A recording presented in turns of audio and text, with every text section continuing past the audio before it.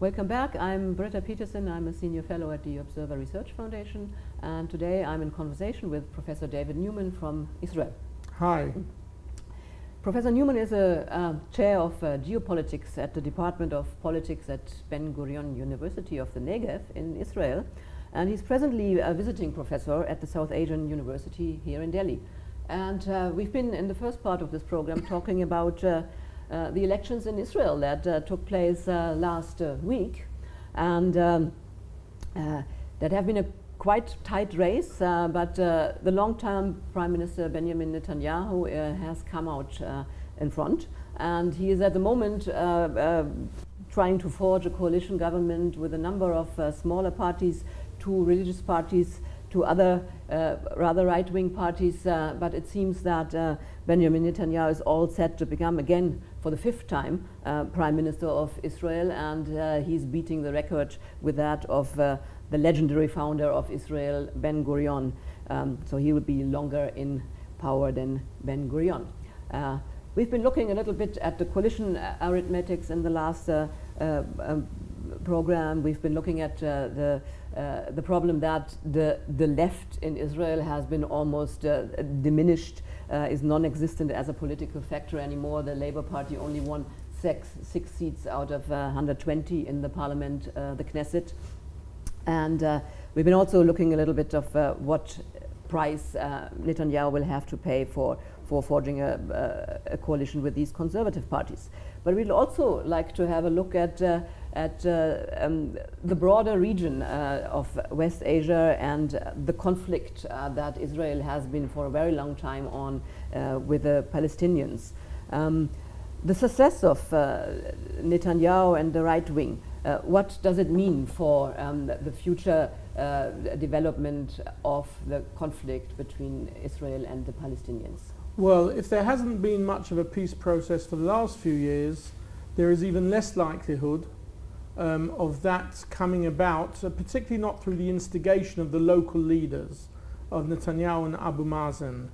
There are many rumors flying around to say that President Trump has a peace plan up his sleeve and he's been waiting for the election to put it on the table. And I think many Israelis are waiting to hear whether he really does have that and what it's going to be. The first indications that we're getting through in the press is that it's a very limited sort of plan, at least as far as the Palestinians are concerned, proposing autonomy rather than sovereignty, and proposing at the most partial withdrawal rather than full withdrawal. And of course Netanyahu will also have to face up to his more right-wing partners in making any concessions. So however difficult it's been internally up to now, it could be even more difficult to get something moving in the immediate future. Does it mean, as you heard sometimes, that the two-state solution is actually off the table?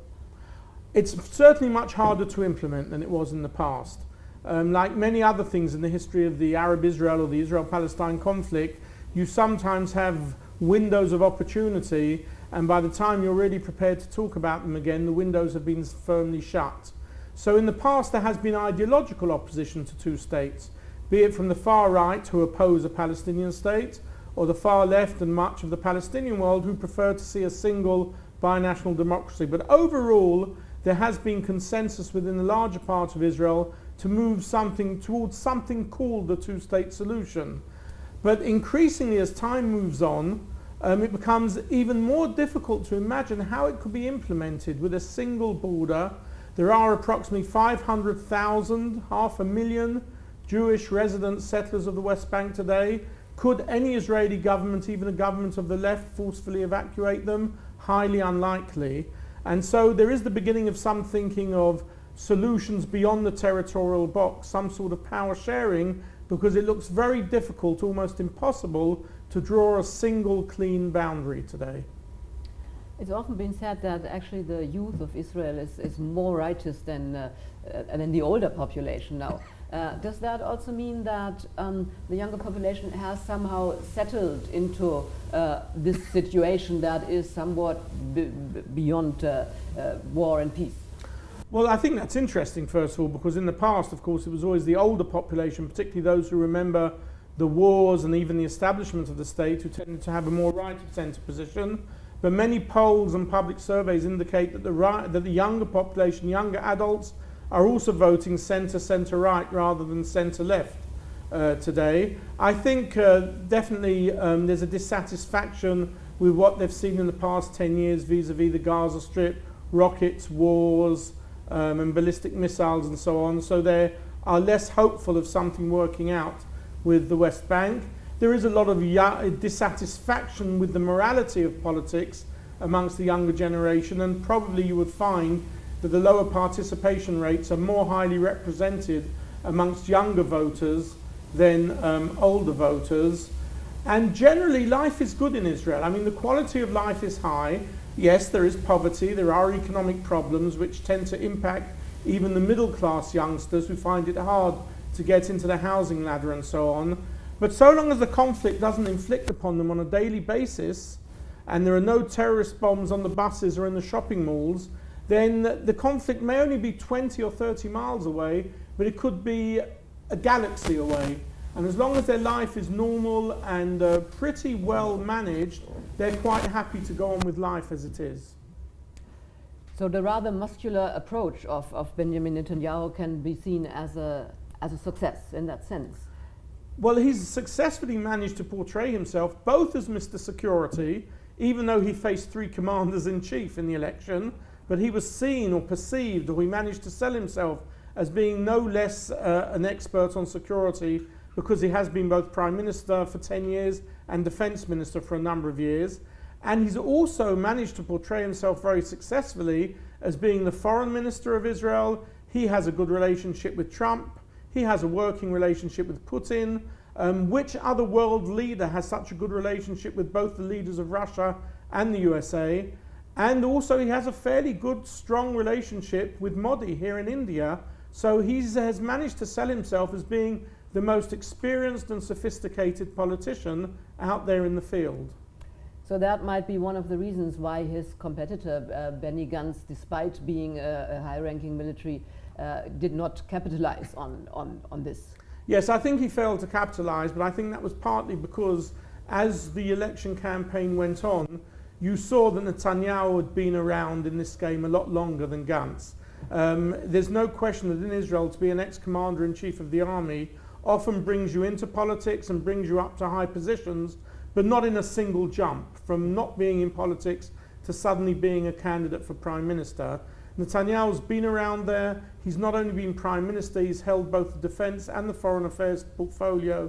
He has a sophisticated election campaign under his belt, and as the campaign went on, you saw that coming into effect. Does that also reflect the sentiments in the wider neighborhood in West Asia? Obviously, Arab leaders and probably even Iranian leaders have been knowing Netanyahu for such a long time now, and they're probably quite happy with having somebody there who they know and who's just continue what he's been doing all the time. I'm not sure about that, but I do think that in the past 5 years, in the wider region, the Palestinian issue is not on the agenda. What's been on the agenda in the last 5 years has been ISIS, has been the potential nuclear threat of Iran, and that has brought all sorts of new coalitions into play.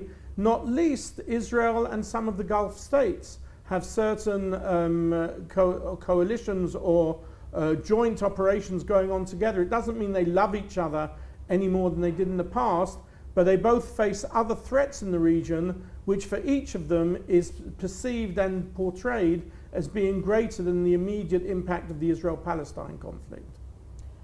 Let's go a step further, and we all know that India, relations between Israel and India have been thriving in the last few years, not only because apparently Indian Prime Minister Modi has a very good relation to Benjamin Netanyahu. What is the relevance of India for Israel? Well, there's no question that Israel and India have a strong relationship today, perhaps stronger than it's ever been historically. Israel altogether has opened its horizons to Asia in the last few years. It has growing relations in economy and science with Korea, Japan, China and India.